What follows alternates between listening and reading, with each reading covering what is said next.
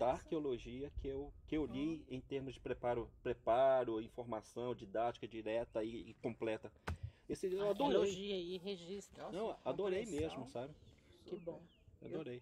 Isso porque eu tenho o Dalton aí, sabe? O Andarilho da Claridade, Olha até lá, os outros. olha lá, no filme, gente. Que Olha a legal, anta. aí. Olha Esse é um a animal anta. que era consumido também. Fica em pé, eles ficam em pé ali conversando, bicho. A anta, olha lá. Tapir. Aí fala que eu não filmo, eu não consigo nunca filmar essa porra. Aí vocês falam que eu nunca consigo filmar, filma ali a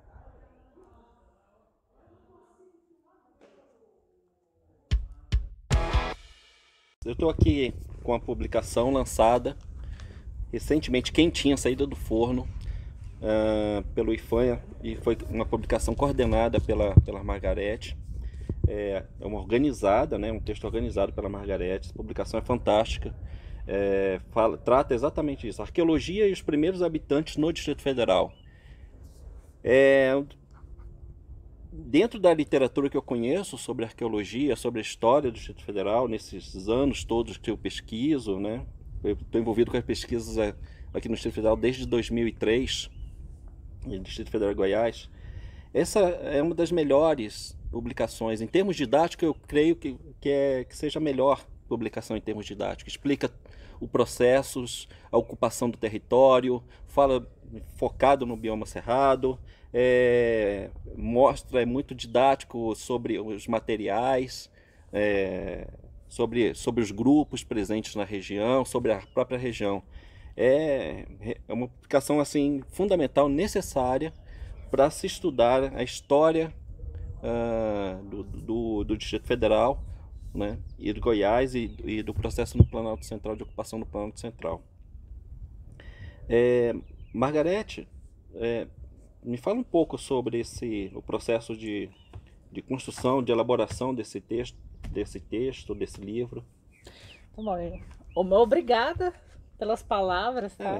De fato são verdadeiras. Bom, esse livro ele foi elaborado visando a rede de ensino do DF, tá? E a capa, inclusive, são artefatos coletados aqui no Distrito Federal, que são os raspadores, plano convexo, ou a faca, né, da pré-história, a ponta de flecha. E sempre que nós montamos exposição, a Superintendência do Distrito Federal, do IFAM, essa peça aqui, as pessoas têm do DF, a comunidade tem um carinho muito grande por ela. E também é uma das peças mais bonitas que eu já vi no Brasil. Tá? Ela está na contracapa aqui, né? Sim. Bem mais próxima. E bem legal. Aqui. Ela foi coletada numa escavação na região que fica entre Samambaia, Ceilândia e Taguatinga. Tá? Então foi um livro que foi escrito para atender a rede de ensino do DF, com conceitos básicos, o que é arqueologia, a divisão da arqueologia pré-histórica, da histórica, os vestígios encontrados, e pegando também o entorno do DF, como Formosa, que tem petroglifos, que tem pintura. E a segunda parte do livro, ela vai tratar do Distrito Federal, desde as primeiras escavações. Assim, aqui são os tipos de sítios arqueológicos que existem no Brasil, desde do Mato Grosso, do Rio Grande do Sul, aí vem a divisão da arqueologia pré-histórica da histórica, que é a parte da arqueologia histórica. Inclusive, eu agradeço aos colegas da arqueologia do Brasil que cederam algumas fotos para o trabalho. Tá?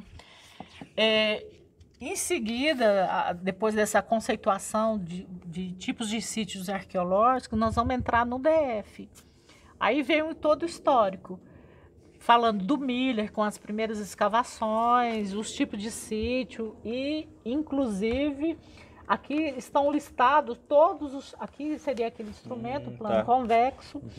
Aqui é um sítio que não sei se vai dar para visualizar bem, mas é o único sítio com pintura rupestre no Distrito Federal e que está na área do Parque Nacional, graças a Deus. Isso aí vai garantir a preservação dele. Então, nós temos até mostrando os tipos de sítios, os arqueólogos que trabalharam aqui. A atuação Por exemplo, o trabalho do arqueólogo. esse sítio aqui, ó, o Piqui, o Ipê e o Barbatimão é na área da Rebio Contagem. Aqui tem a descrição, que foi que tipo de sítio, é um sítio acampamento, o tipo de material, e qual a região, e foi registrado por qual arqueólogo. Existe um mapa. Deixa eu mostrar um mapa aqui. Aqui, existe esse mapa com todos os sítios. Vocês veem que ele está, ele está só numa parte do DF. Por quê?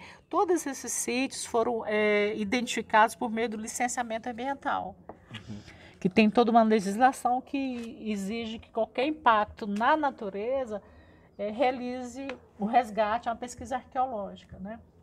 Essa região aqui que atualmente está tendo um avanço da especulação imobiliária. Possivelmente vai aparecer muito sítio aqui e creio que vai estar relacionados aos agricultores ceramistas. Também aos sítios líticos, mas pelo tipo de terreno, pelo tipo de relevo. Então vai aparecer muito sítio de agricultor ceramista. E aqui, né, aqui no DF foi até uma surpresa para mim, porque eu imaginava outro tipo de grupo, mas aqui predomina o grupo Uru. Que também veio da Amazônia, a partir do século X, eles vêm para essa região aqui do DF, Goiás, né, e o DF também, e ocupam as áreas próximas às drenagens também. Sempre é a água que é o fator primordial, né, até hoje. Sim. A água é fundamental. O Grupo Uru é o que está mais próximo da chegada do período da colonização portuguesa. Isso, porque primeiro tem nessa região do Planalto Central, aqui, é o Grupo Aratu, que ele, a partir do século VII, VIII, ele já está aqui. E predomina nessas regiões com vales férteis, e próximo à água também. Só a partir do século X que vai chegar esse grupo, que a gente chama de Uru, que também ele está organizado, ele já chega com essa cultura de organização em grandes aldeias circulares, e aqui no DF também teve essas aldeias Sim, circulares, na região do Gama, tá, e Braslândia. Então eles chegam já com esse conhecimento das aldeias circulares, de fabricar, uma maneira também de fabricar, que é cultura, né? Fabricar os vasilhames para processar os alimentos que eles consumiam. No caso do Uru, eles vão consumir mais a mandioca. Então a mandioca, para consumir, tem todo um processamento de lavar a massa, depois fazer o biju. Não que eles não consumissem outros alimentos, né? Lógico. Eles também caçavam, eles coletavam, mas... O milho também já está presente no Uru também, né? O milho está presente, mas ele está relacionado... Quem consome mais o milho é o Grupo Aratu. É o anterior. É o mais antigo. Não, eles até convivem juntos. Tá. Eles convivem juntos. Chega um momento que é bem representado no sítio ali da região, no Tocantins, que é uma fase que a gente chama de Uruaçu, que esses dois grupos estão convivendo na mesma área. E até na mesma aldeia. Os dois, isso está representado, o Schmitz colocou muito bem essa questão. E também, por exemplo, o Tupi-Guarani, por que ele não consegue se fixar nessa região nossa aqui? Porque já era ocupado, densamente ocupado por Grupo Aratu e Uru. Então, ele tem algumas ocupações pequenas, não é tão adensada como o do Aratu e Uru, mas ele está presente também. Ele não consegue se fixar. Então é isso. Então o Distrito Federal, esse quadradinho tão querido dos brasilienses, ele tem toda a história do Brasil aqui.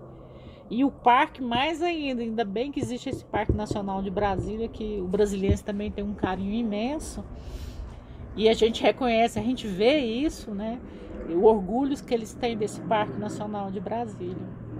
Que tem uma identidade, né? Todos nós, quando pequenos aqui... Eu nasci aqui em 72, em Brasília, e eu tenho as minhas memórias da infância aqui na Piscina Velha, né? A gente tem uma relação muito próxima com o parque é de 1961, né? Pois é, e assim, eu vi o entusiasmo das pessoas com essas placas que o IPHAN instalou, e nós ficamos bem satisfeitos. E esse livro também, o livro é a fruição do conhecimento. Então, nesse livro tem trabalho de vários arqueólogos, desde a década de 80, começando com o Eurico Miller, o Paulo Jobim, e chegando até os arqueólogos que trabalham até recentemente, que chegaram, estão trabalhando aqui no DF. Então é uma síntese, eles estão todo mundo registrado aqui, e o papel do IPHAN também é esse, fruição do conhecimento, um conhecimento que foi gerado, nós estamos fazendo essa devolução social por meio desse livro, e outras ações que nós vamos desenvolver ainda, né? Nesse ponto eu queria até comentar o seguinte, o livro, ele é uma continuidade de um projeto, né? O projeto, ele é a pesquisa em campo, com financiamento, que necessita do financiamento para a pesquisa, né? Precisa dos pesquisadores envolvidos, né, nessa pesquisa, que demora anos. E o livro, ele é a devolução, ele é uma síntese, é um dos materiais possíveis de devolução para a sociedade e de informação a respeito das pesquisas, e serve também, obviamente, para os próprios pesquisadores. Numa cadeia econômica, é interessante que as pesquisas e o estudo tenham retorno econômico. Eu acho importante que as instituições continuem financiando as pesquisas, mas também financiem os livros, e entendam que livros, exposições, visitas guiadas, preservação de pesquisas, no caso de sítios arqueológicos, investimento, ele envolve uma quantidade enorme de pessoas. Então, uma pesquisa, nesse caso, arqueológica, envolveu os arqueólogos, historiadores, a próprios servidores do IPHAN em gestão, Isso. o Parque Nacional, mas também envolveu a iniciativa privada que está aqui. Olha só, você tem uma cadeia produtiva, né, econômica, extremamente importante, as pessoas têm um retorno financeiro, as pessoas conseguem trabalho, né, de várias áreas, e a quantidade de pessoas envolvidas direta e indiretamente com esse processo. Isso é devolução social de pesquisas. Então, a maioria das pesquisas que estão aqui foram feitas dentro do licenciamento ambiental, tá? Desde a década de 80. Então, o licenciamento ambiental define que qualquer impacto na natureza, eu vou falar só do patrimônio arqueológico, tem que ter um resgate, um levantamento, um estudo arqueológico naquela área que vai ser impactada. Por exemplo, a instalação de um condomínio, a instalação de uma estrada, e de uma adutora. De uma adutora,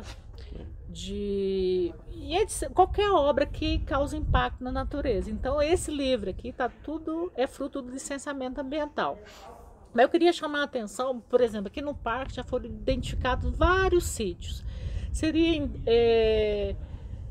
relevante se o governo do Distrito Federal abrisse linhas de fomento à pesquisa a historiadores, a geógrafos, a arqueólogos, para desenvolver a pesquisa aqui no Parque Nacional de Brasília, lógico, com autorização do parque e do IPHAN também, porque é patrimônio, né, da União. Por exemplo, poderia fazer uma escavação naquela região na Rebilo da Contagem, onde existe um posto fiscal, que era o registro da Contagem, que é conhecido, foi instalado no século XVIII. Poderia fazer uma escavação e criar um museu a céu aberto. As pessoas poderiam visitar essa área. E espero que outras áreas possam ser escavadas, gerar novos conhecimentos. Porque gera conhecimento, gera renda, empregabilidade, né? Só vejo retorno positivo do investimento em educação, investimento em cultura, né? São alcances assim enormes que o estudo propicia, né? Eu acho, e é uma coisa nossa, né, Margarete? A gente não precisa importar nada. Tá tudo aqui.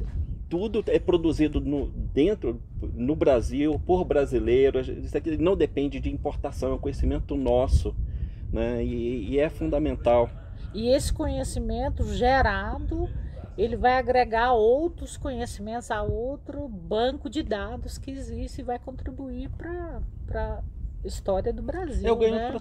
ganho de todos, né? Exatamente. É exatamente uma amostra como assim, investimento em educação tem retorno e é fundamental a participação do Estado nesse investimento junto com a sociedade, né? Então esse livro foi feito pelo IPHAN e para Brasília, tá? Isso aqui é um presente do IPHAN para Brasília. E o IPHAN gosta muito de Brasília. Uhum. Agora, só me perguntar, esse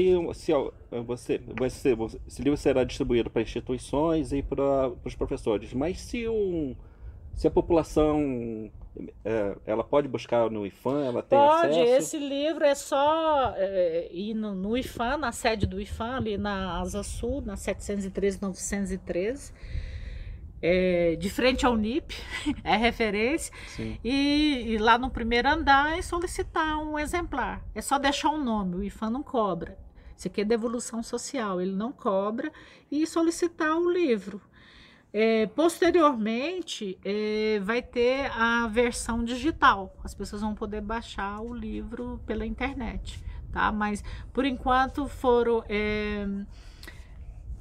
são 2.600 exemplares, mas quando acabar pode ser reeditado, né? Sim. Porque nem todo mundo tem acesso à internet. Agora, para finalizar essa parte, uma última pergunta. Esse material recolhido no Distrito Federal, onde ele está depositado aqui no Distrito Federal? Ótima pergunta. Todo o material oriundo de pesquisa arqueológica, ele vai para o Museu de Geociências da Universidade de Brasília. Inclusive, parte da última escavação, o exemplo da escavação que está sendo feita no sítio Cachoeirinha, já está em exposição. Vocês estão convidados, essa exposição fica até setembro de 2020, lá na UNB. A entrada também é gratuita e vocês vão ver esses artefatos, vão ver cenas desse homem caçador-coletor em painéis, contando toda a história do DF. Então, desde os caçadores-coletores aos agricultores ceramistas, tá? Então, é só a parte da pré-história. E também está exposto uma coleção arqueológica que foi doada por um arqueólogo na década de 70 e 80 ao Distrito Federal, que é um acervo do Padre Ror, que são peças belíssimas, mas relacionadas a outro tipo de cultura, mas está em exposição, faz parte do acervo da UNB. Uhum. Bom, Margarete, muito obrigado. Obrigado pela sua presença, parabéns pelo trabalho. Obrigada. E agradeço ao IPHAN, né, por conceder, permitir que você estivesse aqui no parque hoje, né, e a gente pudesse conversar. Vamos dar sequência a essa entrevista, mas agora mostrando os artefatos no Museu de Geociências, lá no ICC da Universidade de Brasília. Então, até mais. Legal.